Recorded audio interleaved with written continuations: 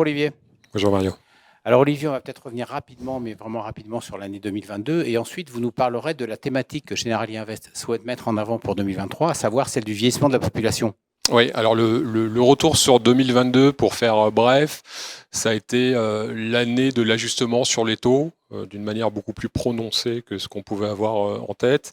Et donc la principale répercussion de cet ajustement sur les taux qu'on a pu voir sur les marchés actions, c'est la baisse des valorisations sur les actifs à duration longue et donc sur les marchés actions, la baisse des valeurs de croissance qui, pour certaines d'entre elles, a pu dépasser les 40 ou 50% sans qu'il y ait eu une remise en cause des fondamentaux de l'entreprise sur du moyen long terme et sans avoir constaté de baisse d'estimation sur les revenus ou les résultats opérationnels de ces entreprises-là. Donc comment on peut voir 2023 dans ce cadre-là, et notamment par rapport à la thématique du vieillissement de la population. Donc pas trahir un secret que de dire qu'on est véritablement sur une thématique de croissance de moyen long terme. On rappelle souvent ces chiffres du doublement de la population senior à horizon 2050, avec des chiffres impressionnants, notamment des pays comme la Chine, où les plus de 60 ans vont passer de 250 millions aujourd'hui à 500 millions en 2050, soit 35% de la population à cet horizon-là.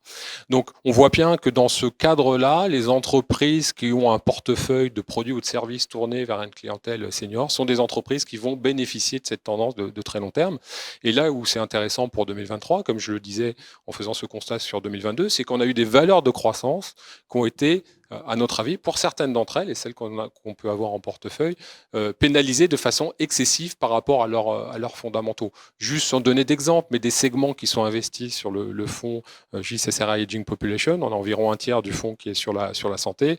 Vous voyez, avec les chiffres que je viens de citer, vous avez de la population senior qui a des dépenses 3 fois supérieures sur des services ou des produits de santé que la clientèle ou les patients entre 20 et 65 ans. Donc un doublement de cette population qui dépense 3 fois plus. Je vous laisse faire le calcul. Et donc on voit bien que les entreprises qui sont bien positionnées avec un bon produit, un bon service sur cette clientèle-là, sont des entreprises qui ont de fortes chances de bien performer dans le futur et qui, après, en effet, les fluctuations de 2022 sont revenues sur des niveaux de valorisation qu'on considère comme étant attractifs. Très bien. Merci Olivier de cette présentation sur le fond. Nous suivrons ça avec intérêt. Et en attendant, bonne convention Actualis et bonne année à toutes les équipes de Generali Invest et de Sycomore. Merci Mario.